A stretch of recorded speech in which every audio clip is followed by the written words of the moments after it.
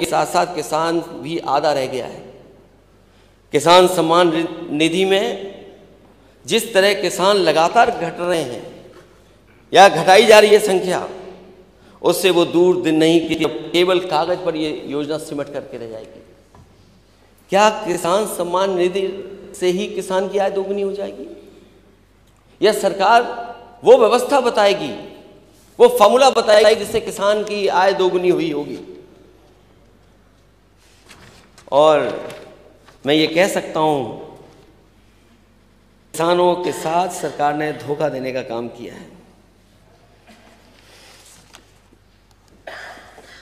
जो सरकार नौकरी देने की बात कह रही थी और फौज की पक्की नौकरी की बात करती थी,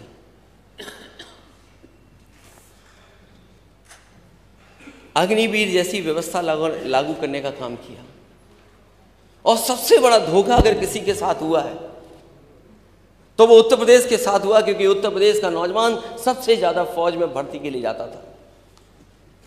और सरकार ये बताए कि साल में 70,000 सैनिकों की स्थायी भर्ती होती थी। ये डॉक्यूमेंट मेरा नहीं है, ये सरकारी डॉक्यूमेंट है। 70,000 सैनिकों की स्थायी भर्ती होती थी और जिसमें 80% से अधिक पिछड़े, दलित और आदिवासी समाज के युवा सेना में भर्ती होते थे। सैनिकों को अच्छा वेतन, मेडिकल सुविधा, पेंशन सुविधा मिलती थी। सैनिकों के परिवार और परिजनों के जीवन में खुशहाली और समृद्धि रहा करती थी। ये जानबूझ करके सरकार ने इसलिए किया है जिससे पीडीए के लोग और पीडीए के लोगों के घर में खुशहाली ना आ जाए।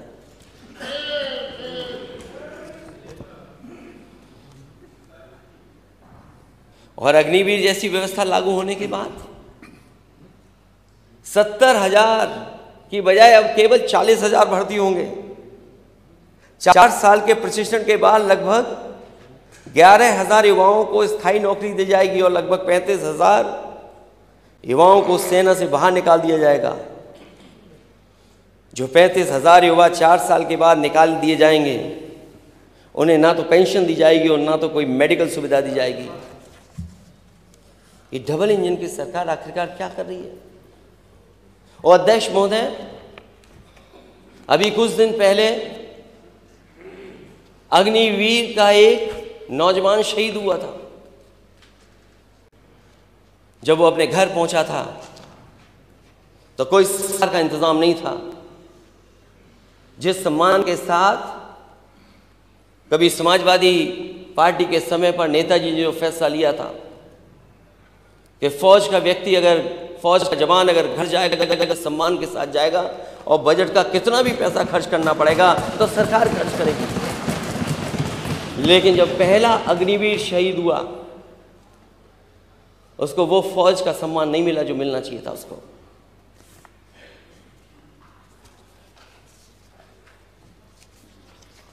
और जो लोग नौकरी की बात कह रहे थे,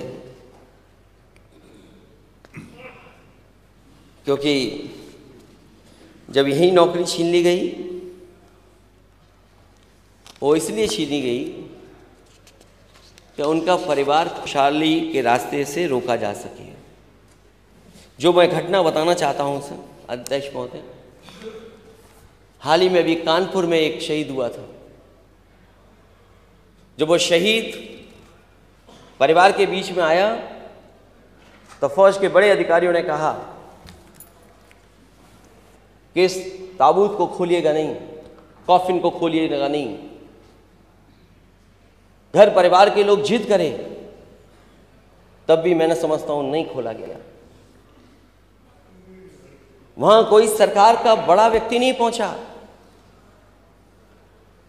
सम्मान के लिए कोई बड़ा नहीं पहुंचा। और जो सीमा पर जहां पर गलती हुई थी सेना से के माध्यम से, उन परिवार के लोगों से मिलने के लिए एयर चीफ मार्शल, बड़े बड़े लोग पहुंचे। वहां तो बड़े लोग आ रहे हैं, लेकिन यहां उत्तर प्रदेश का गया तो उसके घर परिवार से मिलने कोई नहीं जा रहा। मैं सरकार से जानना चाहता हूं कि उत्तर प्रदेश का अगर कोई अग्निवीर होगा शहीद, तो क्या सरकार उसको सम्मान देगी कि नहीं देगी? ये बातें क्यों छूट गई इस डॉक्यूमेंट में? ईज ऑफ लिविंग की बात हुई है। ईज ऑफ लिविंग को क्या मानूं मैं, कैसे डिफाइन करूं मैं? 6 करोड़ लोग मल्टी डायमेंशनल पॉवर्टी के बाहर आ गए हैं। वो पैरामीटर्स क्या हैं? जिन पैरामीटर्स पे, और जब जवाब आया अध्यक्ष महोदय, हालांकि जवाब सरकार का कम मिलता है, लेकिन अगर जवाब आए सरकार का, तो किस किस ईयर में मल्टी डायमेंशनल पॉवर्टी में बेहतर काम हुआ है, सरकार कम से कम वो बात भी बताई। क्योंकि अध्यक्ष महोदय जो बात कही जाती है उसका सीधा जवाब नहीं मिलता, क्योंकि जवाब से छिपने का काम सरकार करती है। सरकार कहती है कि सबका साथ, सबका विकास, सबका साथ तो सरकार चाहती है, लेकिन सबको बराबर नहीं लाना चाहती है। अध्यक्ष महोदय, बिना सबको साथ लाए सबका विकास संभव नहीं है, और सबको साथ लाने के लिए सामाजिक न्याय की बात करनी पड़ेगी, सामाजिक न्याय के रास्ते पे चलना पड़ेगा, और बिना जाति जनगणना के सामाजिक न्याय संभव नहीं है।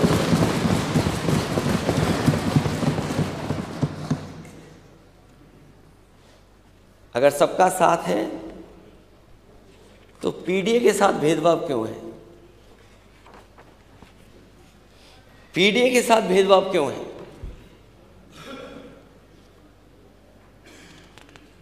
जो कह रहे हैं कि ड्रीम डेस्टिनेशन बन गया उत्तर प्रदेश,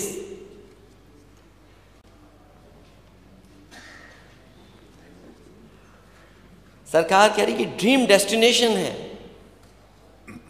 कहीं ऐसा तो नहीं ड्रीम डेस्टिनेशन केवल ड्रीम ही है?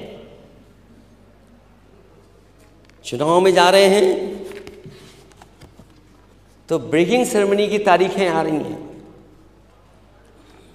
अध्यक्ष महोदय, अगर 40 लाख करोड़ के एमओयू हुए हैं, तो 40 लाख करोड़ के एमओयू होने के बाद जो कहा जा रहा है इसमें 1 करोड़ लोगों से ज़्यादा लोगों को रोजगार मिलेगा। रोजगार की बात इसलिए हो रही है क्योंकि नौकरी देने में बाबा साहब भीमराव अम्बेडकर जी का दिया हुआ संविधान का पालन करना पड़ेगा, उनके हक की बात होगी। इसलिए सरकार रोजगार की बात कर रही है, नौकरी की बात नहीं कर रही है। और 40 लाख करोड़ रुपए के निवेश में 1 करोड़ 10 लाख लोगों को रोजगार मिलेगा। अध्यक्ष मोदी, ये सरकार बताए कि सच्चाई में कितना निवेश आया है, और उस निवेश से कितनों को रोजगार मिला है, कितनों को नौकरी मिली है, ये सरकार बताए। क्योंकि सरकार कह रही है कि 40 लाख करोड़ आने के बाद 1 करोड़ 10 लाख लोगों को रोजगार मिलेगा। तो आखिर सरकार बताए कितनों को रोजगार मिला है। और फिर जो निवेश करने वाले लोग हैं वो दूसरे प्रदेशों में ज़्यादा निवेश कर रहे हैं। मैं देख रहा हूं इस डॉक्यूमेंट में कई बार सुपर कंडक्टर की बात आ रही है, बजट में देखता हूं तो सुपर कंडक्टर की बात आ रही है।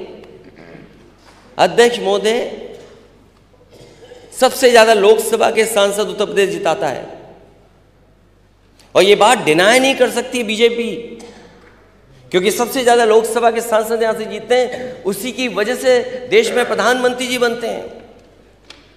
तो दुनिया की सबसे बड़ी कंपनी उत्तर प्रदेश में क्यों नहीं आ रही है? आपके प्रदेश को छोड़ करके दूसरे प्रदेश में क्यों जा रही है? और जो इन्वेस्टमेंट मीट उन प्रदेशों में हुई है, जो उद्योगपति यहां आए थे वही उद्योगपति वहां थे। उन्होंने कहा कि हमारी प्राथमिकता होगी कि सबसे पहले हम निवेश वहां करेंगे। अगर प्राथमिकता निवेश वहां है तो निवेश यहां कब होगा? जिन लोगों ने दावा किया कि निवेश हम वहां पहले करेंगे, तो आपके निवेश कब होगा? और फिर मैंने सुना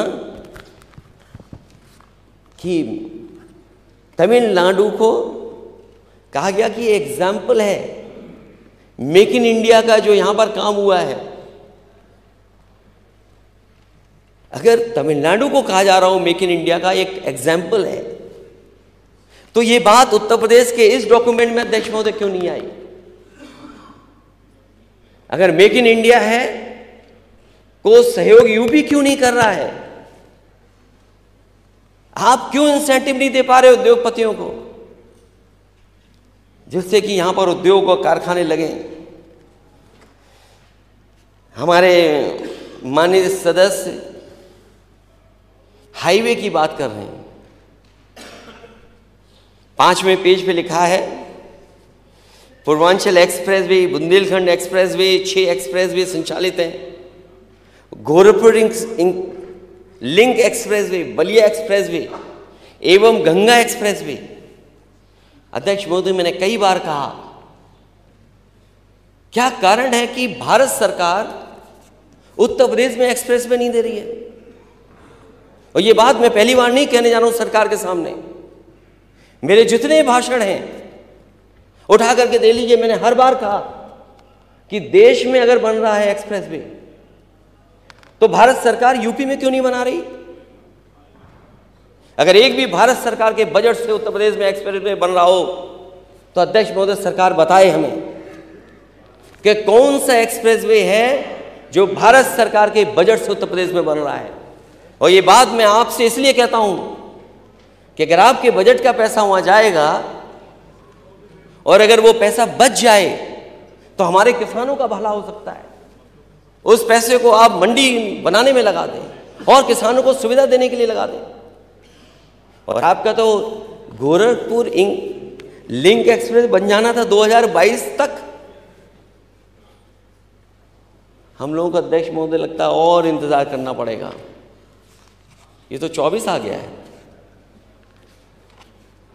ये बलिया के हमारे साथी, बलिया लिंक कहां से निकल रहा है? माननीय सदस्य अध्यक्ष महोदय, अगर ये बात लिखी गई है प्रगति पर है, तो सरकार क्यों लिख करके दे रही है प्रगति पर है? गोरखपुर लिंक तो मैं मान सकता हूं प्रगति पर है और वो पूरा भी हो जाएगा, लेकिन जैसा बनना चाहिए था वैसा नहीं बना है। 91 किलोमीटर का एक्सप्रेसवे लगभग 6000 करोड़ का बना है। और यहां तो माननीय सदस्य जितने बैठे हैं, ये नोएडा, ग्रेटर नोएडा से आगरा वाले पे भी चले होंगे। यमुना क्रॉस करने के बाद जो एडीए आगरा डेवलपमेंट अथॉरिटी का बना है, वो लिंक में भी चले होंगे। और उसके बाद आगरा लखनऊ पे भी चले होंगे। और उसके बाद पूर्वांचल पे भी हमारे कई माननीय सदस्य चले होंगे। ये चेहरे से कहें न कहें, लेकिन इनके मन में इनको पता है कि सबसे अच्छा एक्सप्रेसवे कौन सा बना है। ना कहो आप, लेकिन जानते हो आप। और मैं अध्यक्ष महोदय दावा कर सकता हूं कि दुनिया के जो बेहतरीन एक्सप्रेसवे हैं, उसके बराबर कोई एक्सप्रेसवे बना है तो आगरा लखनऊ एक्सप्रेसवे बना है, जो समाजवादियों ने बनाया। ये बात मैं बार बार बोलता हूं।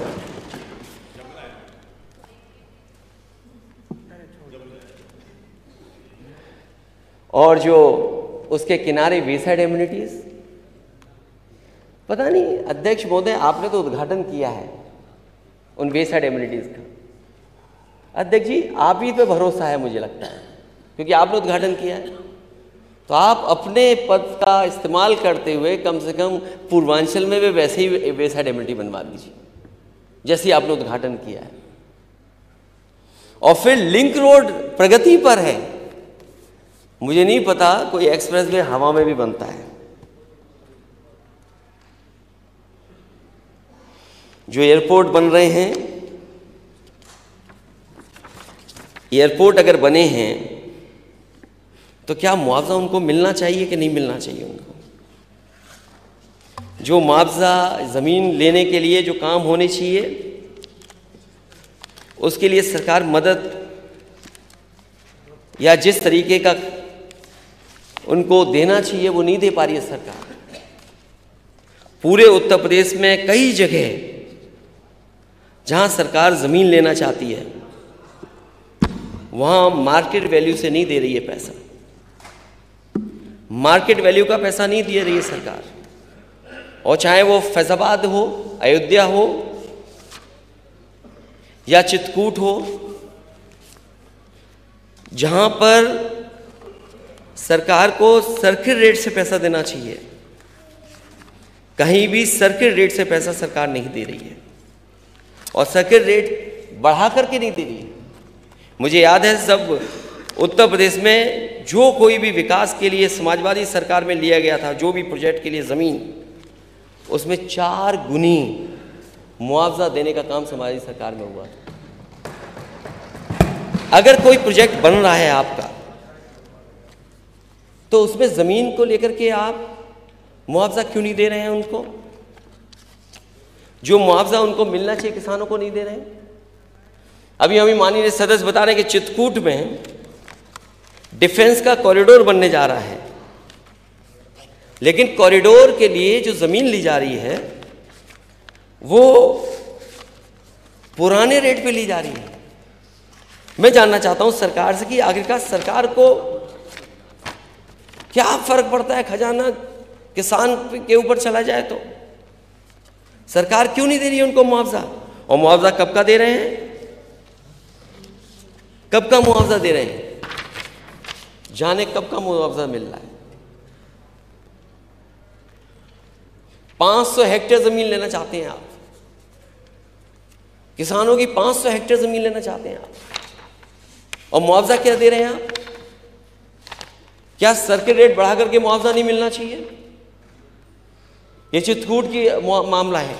और अभी तो बजट में सरकार ने कहा है कि वो बजट में मैं चर्चा करूंगा कि लखनऊ में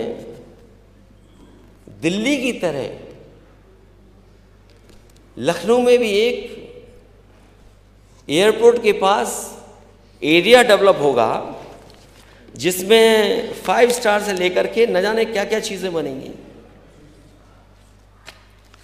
अगर आप कोई प्रोजेक्ट बनाना चाहते हैं तो उसमें देरी क्यों? और देरी इसलिए है क्योंकि सरकार सही मुआवजा नहीं देगी। और हम लोगों ने तो ऐसी जगह देखा है, सुना भी है, लोगों से मैं मिला भी हूं कि जहां पर किसान और जो वर्षों से लोग रह रहे थे उनके साथ बहुत बड़े पैमाने पे भेदभाव हुआ। और मैंने अध्यक्ष महोदय हर बार कहा, पत्र लिख करके भी सरकार को भेजा कि अगर कोई पुण्य का काम होने जा रहा है, अगर बहुत बड़ा कोई काम होने जा रहा है तो उसमें किसान के साथ क्यों ये भेदभाव? जो वर्षों से लोग रह रहे हैं उनके साथ ये धोखा क्यों? सुप्रीम कोर्ट का फैसला आने के बाद अयोध्या राम पथ के निर्माण में नया घाट के सादतगंज तक मुआवजे के नाम पर अधिकारियों ने भारी लूट की, व्यापारियों और आम जन का शोषण हुआ। मैं जानता हूं वहां पर बहुत सारे प्रतिष्ठित लोग मुझसे मिले थे आकर के, और सरियों में खड़े होकर के उन्होंने अपने जनेऊ की कसम खा करके कहा था कि हम वोट नहीं देंगे बीजेपी को। एयरपोर्ट के निर्माण में किसानों की जमीन को सही मुआवजा नहीं दिया गया। मांझा बरेटा, मांझा जमथरा में किसान परेशान है, 3-4 पीढ़ियों से रह रहे हैं लोग, उनकी जमीन का मुआवजा नहीं दे रही सरकार। 14 कोसी पंचकोसी मार्ग में चौड़ीकरण में जिन लोगों का मकान ज़मीन पर, जिन लोगों का मकान और ज़मीन जा रही है, उनको मुआवजा सरकार नहीं दे रही है।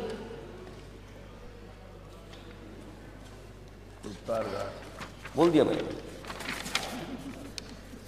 और अयोध्या से ज्यादा जमीनों का गोरख धंधा कहीं नहीं हुआ। सत्ता के संरक्षण में रजिस्ट्रियों में अनियमितताएं हुई। कितने घंटे में कितना बदल गया, कुछ मिनट में कुछ करोड़ों कमा लिया। और जिस तरीके का विकास होना चाहिए था, वो विकास सरकार नहीं कर पा रही है।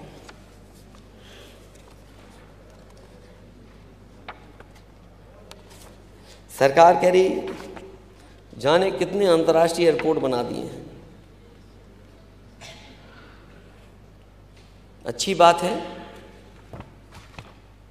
आजमगढ़ का सरकार कहेगी शुरू करने जा रहे हैं, मुरादाबाद का कहेंगे शुरू करने जा रहे हैं, चित्रकूट का शुरू करने जा रहे हैं। ये तीनों समाजवादियों के बनवाए हुए, कुशीनगर भी समाजवादियों का बनवाया हुआ है। मुझे उम्मीद है कि आपके जो नई पॉलिसी बनाई है आपने सेमीकंडक्टर की, उससे दुनिया की सबसे बड़ी कंपनी किसी और प्रदेश में नहीं जाएगी, उत्तर प्रदेश में ही आएगी। क्योंकि उत्तर प्रदेश में आने का मतलब है हमारे तमाम उत्तर प्रदेश के नौजवान जो पढ़े लिखे हैं, जो अच्छी डिग्री हासिल है, जिनके हाथ में अच्छी डिग्री है, उन्हें नौकरी करने कहीं और नहीं जाना पड़ेगा, रोजगार के लिए कहीं और नहीं जाना पड़ेगा। वो अपने घर परिवार के बीच में रह करके नौकरी और रोजगार कर पाएंगे। कहीं ऐसा तो नहीं कोई और तरह का समझौता हो जहां इजराइल भेजा जा रहा हो लोगों को। सोचिए यूपी में नौकरी नहीं, उनके स्टेटमेंट सुनिए आप, मजबूरी में वो वॉर जोन में काम करने जा रहे हैं और आप कहते 40 लाख करोड़, जाने कितने करोड़ को रोजगार दे देंगे।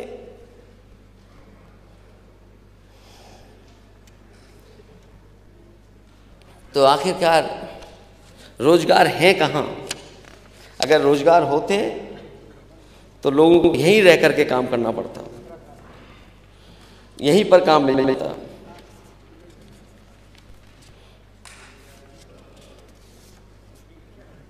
सरकार कह रही कि 1,80,000 से अधिक जनसेवा केंद्र राज्य में संचालित हैं। अगर इतने जनसेवा केंद्र संचालित हैं तो अपने मामूली विवाद में जमीन को लेकर के किसी को मेरठ में आत्मदाह क्यों करना पड़ रहा है? बाराबंकी में तहसील के ऑफिस में क्यों आत्मदाह करना पड़ रहा है? अगर इतने केंद्र खुले हैं, 1,80,000 जनसेवा केंद्र, तो मेरठ में आत्मदाह कर लिया, किसान को अपने आत्मदाह करना पड़ा जमीन को लेकर के। और सच्चाई यह है अध्यक्ष महोदय, जो जीरो टॉलरेंस करप्शन के लिए कह रहे थे, इनका जीरो टॉलरेंस जीरो हो गया। किसी भी माननीय सदस्य से पूछ लीजिए आप, तहसील और थाने में क्या हो रहा है।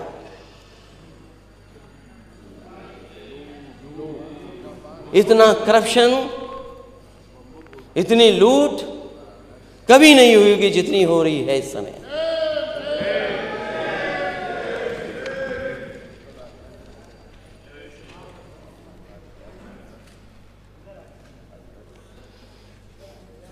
सरकार कह रही सोलर को लेकर के बहुत काम करना चाहती है। विद्युत उत्पादन में वो बातें मैं रिपीट नहीं करूंगा जो बातें मैं पहले कह चुका हूं कि अभी तक इस सरकार ने कोई भी थर्मल प्लांट नहीं लगाया है। अभी तक कोई बड़ा बिजली का कारखाना इस सरकार ने नहीं लगाया। और जो पुरानी सरकार में लगे भी हुए थे, जो लग रहे थे, उनको भी सरकार ने नहीं पूरा कर पाए। और जो बिजली आ भी रही है, जो आप आंकड़े में दिखाते हैं, ये वही कारखाने हैं जो समाजवादियों की सरकार में लग रहे थे। उन्हीं के कारण आपको ज्यादा बिजली उत्पादन उत्तर प्रदेश में मिल रहा है। आप कह रहे सोलर का कर रहे हैं, बड़े बड़े इसमें लिखा है कि जाने कितना सोलर का काम होने जा रहा है। अध्यक्ष महोदय, मैं सरकार से जानना चाहूंगा, इस देश के रहे राष्ट्रपति जी, उन्होंने एक सुझाव दिया था मुझे और सुझाव पे मैंने काम किया। जब मेरी उनसे बातचीत हुई, जब उन्होंने प्रेजेंटेशन किया था, उन्होंने कहा कि अगर इस तरह की व्यवस्था आप लागू कर देंगे तो मैं उद्घाटन करने आऊंगा। मुझे याद है कि सबसे कम समय में उसको चालू कर दिया था सोलर प्लांट, और उन गांवों को फ्री बिजली मिलने लगी थी। अभी तक फ्री बिजली मिल रही थी, लेकिन इस सरकार ने उसकी देखभाल नहीं की। वो कारखाना बंद हो गया, आज गांव को बिजली नहीं मिल पा रही है। और वो एक गांव में नहीं, कई गांवों में लगाने का काम शुरू हो गया था। रायबरेली में भी लगा था, उन्नाव में भी इसी तरह काम शुरू हुआ था। तो जो सरकार देश के राष्ट्रपति के माध्यम से उद्घाटन किया, उनके सुझाव पर सोलर प्लांट लगा हुआ, बहुत छोटा 250 में किलोवाट का, अगर वो नहीं चला सकती सरकार, तो इसमें जो सपने दिखा रहे हैं, बड़े बड़े सपने दिखा रहे हैं, वो कब पूरा होगा। और सोलन में जो काम समाजवादी सरकार में हुआ था, वही सरकार के पास उदाहरण है। ये जो एक्सप्रेस वे है, इसमें जितनी भी लाइटें जल रही हैं अध्यक्ष महोदय, वो सोलर के माध्यम से ही जल रही हैं।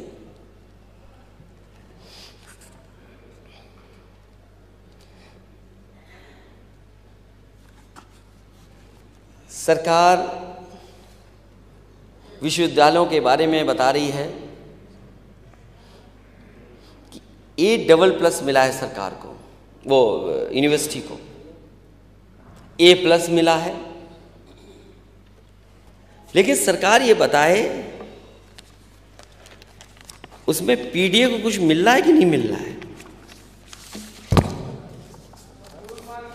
इन यूनिवर्सिटियों में PDA के लिए कुछ है कि नहीं है। मैं बहुत बड़े आंकड़े नहीं देना चाहता हूं, क्योंकि बजट में बोलूंगा तब भी मैं आंकड़े कुछ दूंगा। यूनिवर्सिटीज A+, AAA+, AA+, ये तो हो रही हैं, ये बताया जा रहा है। लेकिन यूनिवर्सिटीज में अपॉइंटमेंट किसका हो रहा है। IAS, IPS, IFS में PDA कितना है। महिला आयोग में PDA कितना है। अध्यक्ष महोदय, जब मैं सदन में आया था तो PDA के लोग बोल रहे थे। महिला आयोग में PDA कितना है। यूनिवर्सिटी में जॉब्स में बांदा एग्रीकल्चर यूनिवर्सिटी कुल भर्ती में PDA केवल 3% है। जो लोग मेडिकल कॉलेज के लिए जगह ढूंढ रहे हैं बलिया में, जननायक चंद्रशेखर यूनिवर्सिटी भर्ती में PDA 0,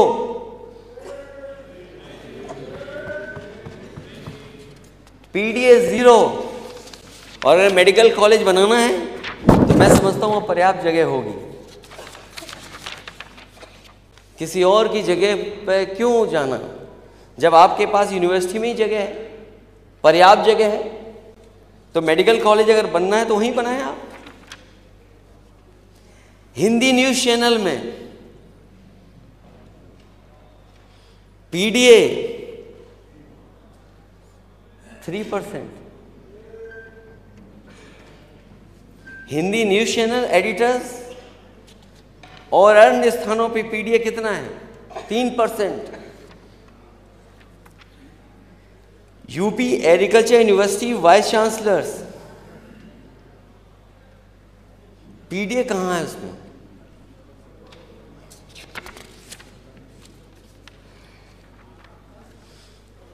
फिर पीडीए जाएगा कहाँ? फिर पीडीए कहाँ जाए?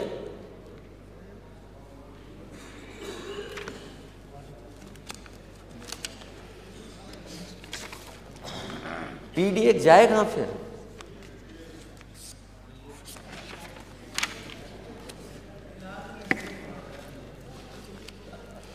मैं जानता हूं पीडीए पे नहीं बोलेंगे आप,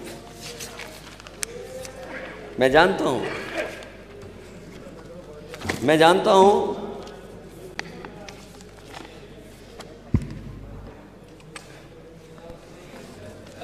पीडीए पे नहीं बोलेगा कोई। ये A++, इसका कोई मायने नहीं है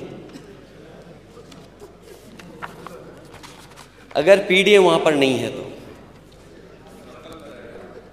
राजकीय आईआईटी या आईआईटी की बात तो क्या मैं बोलूं। अध्यक्ष महोदय, यूपी में जब से बीजेपी की सरकार आई है, डबल इंजन की सरकार आई है, एक सैनिक स्कूल बना है। कोई नया आईआईटी नहीं आया, कोई नया आईआईएम नहीं आया, कोई नया एम्स नहीं आया। जो आए हैं पुरानी सरकार के हैं, या जमीन दी गई थी या उनको आगे बढ़ाने का काम किया था। इधर कौन सी नई व्यवस्था आई है? कोई आईआईएम आया हो तो बता दें, कोई आईआईटी आया हो नया तो बता दें। कहा जाता था कि निफ्ट